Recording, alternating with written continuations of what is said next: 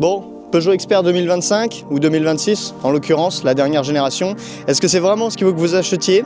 C'est ce qu'on va voir dans cette vidéo.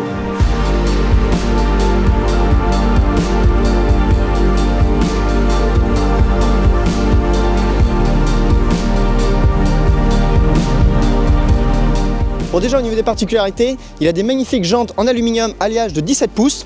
Bon, tu t'en fous? Moi aussi. Bienvenue dans mon 5 mètres carrés parisien. Bon, loi Carrez évidemment, hein, on fait avec ce qu'on a. Bon allez, je t'embarque pour voir l'intérieur. À l'intérieur, pas très compliqué, tu as 3 banquettes. Tu peux avoir l'option d'en avoir que 2 avec un accoudoir sur le siège passager. On va aller siège conducteur parce que c'est là où tu vas passer la plupart de ton temps derrière le volant. Bon, il a un réservoir de 10 litres, hein. Bon, parce que moi j'étais un peu con, j'en ai mis 11, donc forcément ça déborde. C'est vraiment assez petit, et avec ça, tu as de quoi faire quelques milliers de kilomètres. Donc on voit tout de suite, volant nouvelle génération, toute la planche de bord qui a été retravaillée. Bon, c'est plutôt bien fait, joli, agréable à prendre en main. On voit quand même une bonne qualité de finition sur ce qui est du volant. On verra un peu plus sur les parties plastiques, ça laisse un peu désirer, même si c'est un utilitaire. Je vous embarque à l'intérieur pour vous montrer un peu l'électronique. On va aller démarrer la bête, parce qu'au niveau de l'électronique, de toutes les manières, hein, c'est là que ça se passe. Bon, 2 litres 181 chevaux, c'est ce que j'ai pris parce que je trouvais qu'au niveau rapport qualité-prix, c'était ce qui y avait de plus intéressant, surtout au niveau de la boîte automatique. L'objectif pour moi, c'est de tracter. Donc si toi aussi c'est le tien, je trouve qu'il a le moteur pour tracter, la boîte est pas mal, mais je t'invite à regarder quelque chose.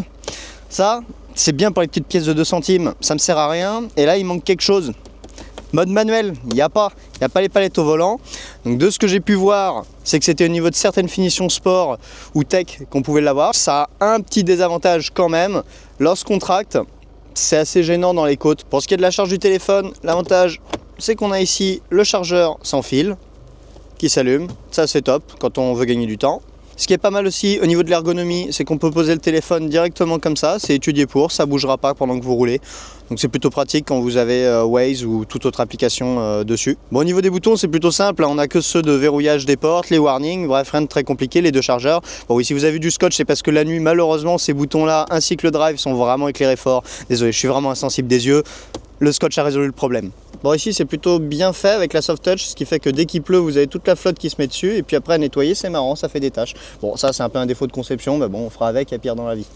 Bon, à chaque démarrage, il faut que vous appuyez sur la petite voiture, et puis là, vous pouvez déjà couper l'alerte excessive, start and stop. L'avantage, c'est qu'ici, à droite, vous le voyez peut-être pas trop en vidéo, mais en fait, vous pouvez sélectionner les aides que vous voulez facilement accéder. Donc en gros, toujours couper le start and stop, vitesse excessive.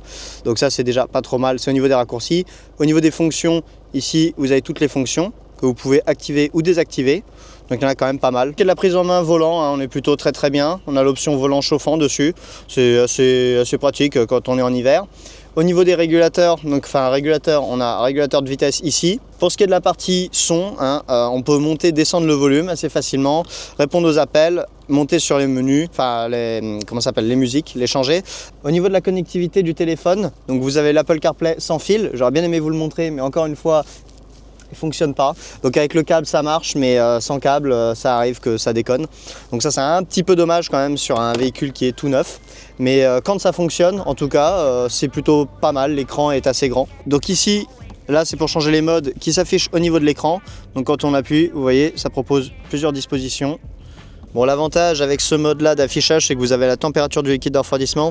Ça reste quand même assez important, surtout avec les problèmes que les Peugeot Expert en 2 litres 180 chevaux ont connus, avec la pompe à eau qui se dessertit. Donc je trouve ça plutôt pas mal d'avoir la température d'eau affichée en continu. Au niveau de la caméra de recul, donc vous avez d'origine la caméra qui se trouve ici. Autre chose, vous pouvez avoir une option, une caméra supplémentaire là-haut de ce que j'ai pu voir. Alors celle-là, c'est une caméra Amazon à 80 €.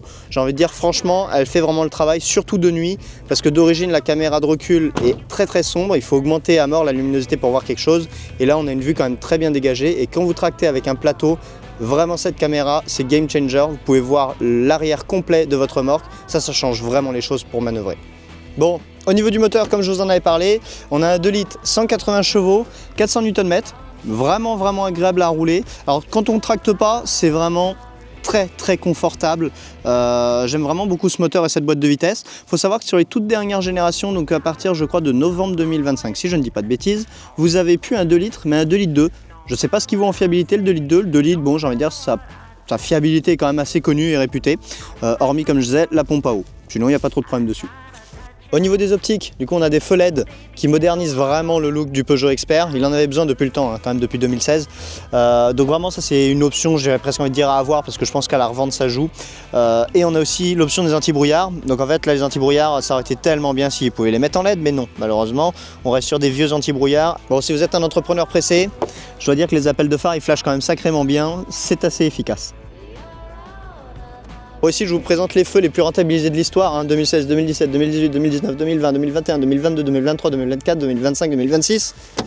Toujours les mêmes, toujours pas changé. Du coup, il est plutôt très spacieux, mais voilà, vous voyez, c'est plutôt très simple. Alors, il a l'équipement rangement en bois. Bon, ça, c'est des options qu'on peut avoir. Bon, ça, le sol en lino, c'est l'ancien propriétaire qui l'a fait. Je pense que l'isolation au niveau du toit, comme vous pouvez le voir, c'est un plus pour le transport, ça vous fait moins de bruit parasite. En tout cas, j'en ai vraiment pas dans le Peugeot. Comparé au trafic, j'ai un ressenti, mais je pense que c'est aussi en termes de capacité, c'est quand même bien plus petit, plus difficile à charger. Surtout des gros éléments volumineux. Je trouve qu'au niveau de la porte latérale, elle est un petit peu petite par rapport au trafic. C'est peut-être juste une impression, mais en tout cas, c'est ce que j'ai pu constater, même si ça fait largement le travail. Bon, comme vous pouvez voir, vous avez deux fauteuils pour les réunions de chantier. C'est pas mal à l'arrière, c'est mieux que rien, j'ai envie de dire. C'est plutôt pratique si vous voulez faire une pause déjeuner à l'abri quand il pleut. C'est pas trop mal. Bon, ici, vous pouvez lever le siège passager pour pouvoir rentrer tout ce qui est planche ou IPN, un peu trop long. Et ça, c'est quand même pas mal. Donc ça, c'est pour l'ouverture de la trappe et je vais vous montrer comment on lève le siège. C'est plutôt très simple. Ici, vous avez une petite ficelle bleue, vous la tirez et hop, vous avez toute la place. C'est vrai que c'est quand même vraiment bien parce qu'on peut charger des planches plutôt longues avec ça. J'ai pas calculé la distance, mais vraiment on a une bonne capacité de chargement. Ici, on a un rangement. Alors, un rangement, c'est vraiment light, hein. Avec toute la partie en polystyrène, on peut pas mettre grand chose. Au niveau des autres rangements, on a donc ici une boîte à gants, alors qui est vraiment grande de l'extérieur. Toute la partie de droite, elle sert à rien et vous mettez une boîte de Kleenex, un truc et c'est bon, elle est déjà pleine. Ici, vous avez un rangement pareil, hein, vous mettez un dictionnaire, vous mettez rien de plus dedans. Bon, j'entends, on n'est pas sur une Porsche 911, mais bon, c'est un peu dommage parce que je trouve qu'en termes de finition et les alignements, bon, ça fait un peu cheap, quoi. Dernier rangement qu'on a, il est là-haut, pareil, si vous voulez ranger des papiers, des petites choses, c'est pas trop mal. Au niveau de l'intérieur, on a quand même une grande porte latérale. Donc porte arrière qui, elle, se bloque bien. Ça, c'est plutôt pas mal. Par contre, voilà, si vous voulez augmenter l'air de chargement, vous allez vite être emmerdé. Parce que là, il suffit qu'il y ait un coup de vent. Et là, ça peut arriver très facilement. Le petit coup de vent qui l'amène. Et il vaut mieux pas être dans le chemin. Bon, comme dans la majorité des utilitaires, hein, vous avez un mécanisme débrayable qui vous permet d'ouvrir en grand les deux portes. Donc ça, pareil, pratique pour charger. Au niveau de la boule d'attelage, du coup, ça coûte à peu près 750 € chez Noroto contre 1600 ou je sais plus, enfin un peu moins de 2000 € chez Peugeot. Celle-là fait très bien le travail.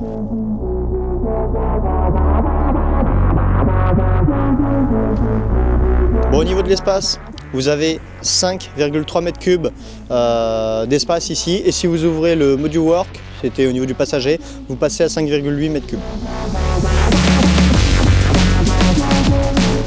Bienvenue à bord de mon confortable vaisseau spatial. La suspension avant font un travail formidable, comme vous pouvez le constater. Bon, au niveau suspension, ce qui est vraiment génial, c'est le travail qu'ils ont fait sur les suspensions avant. On dirait presque qu'elles sont hydrauliques, hein. On a un très bon amortissement, surtout sur les défauts de la route, sans que ce soit pour autant flou. Et à l'arrière, par contre, on ressent c'est beaucoup plus dur, mais ce qui est, j'ai envie de dire, normal par rapport aux charges que l'on tracte. Donc le nouveau setup suspension est vraiment top, ça il n'y a rien à dire.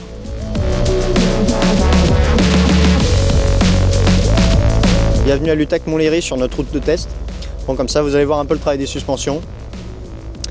Qui du coup, voilà, c'est très mou, mais c'est pas du tout cassant. Et ça c'est plutôt agréable, même dans les gros trous. Ça c'est top. Bon, je vous embarque pour un 0 à 100 en 8 secondes 5. Alors bon, on va pas le faire, mais voilà, 0 à 100 en 8 secondes 5. Sur l'autobahn, vous pouvez faire du 170 km/h. J'ai testé en Allemagne, bien évidemment. Niveau consommation, alors je m'attendais à consommer un tout petit peu moins. Décontracte, on est en moyenne à 10-11 litres, on est plutôt sur du 11 litres. Et sans tracter, avec un usage mixte, on est sur du 8 litres, 8 litres 5 au 100. Alors on peut faire sans doute un peu moins, si on fait que de la route à 90 km/h, on peut arriver sur peut-être du 6 litres 5.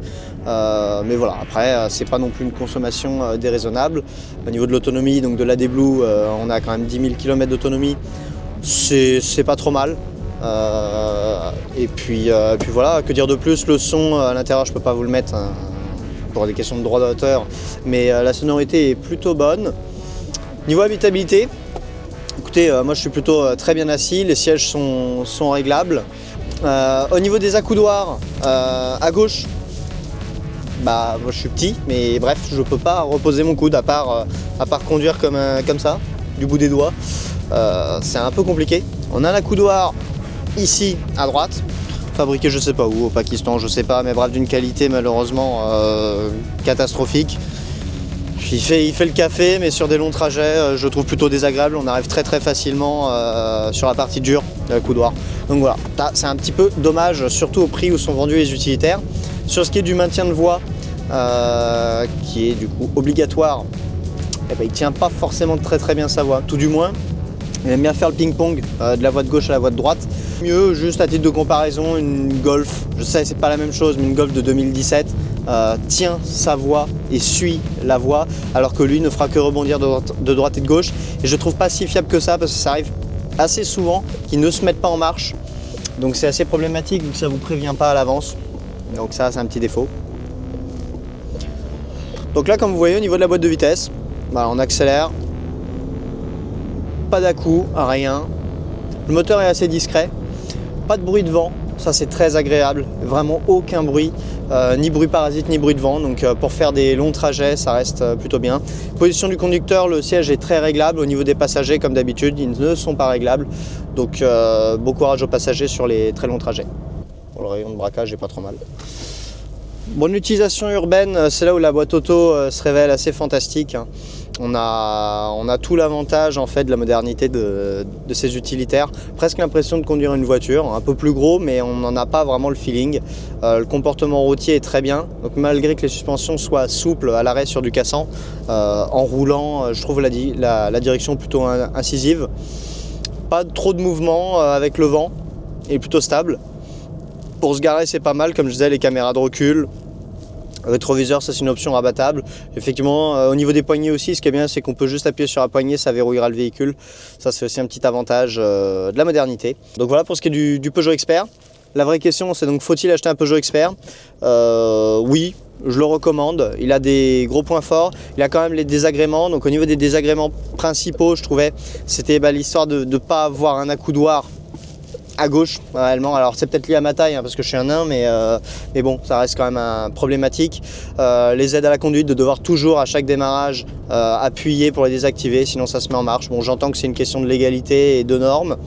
Je trouve qu'il est très bien, il faudra juste s'y faire aux aides à la conduite qu'il faut désactiver à chaque démarrage. Mais bon, c'est la modernité, que voulez-vous. Donc si vous voulez un véhicule quand même fiable, robuste, avec un bon moteur et une bonne boîte de vitesse, n'hésitez pas, prenez le Peugeot Expert.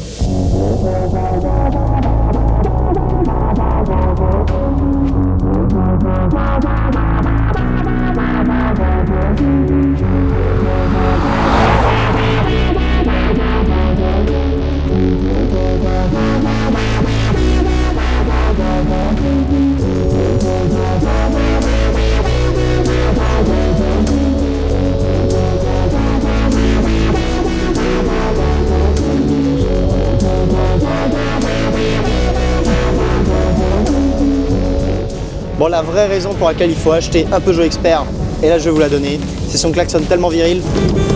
Là vous êtes le roi de la route avec ça. Il a les phares LED, il a tout.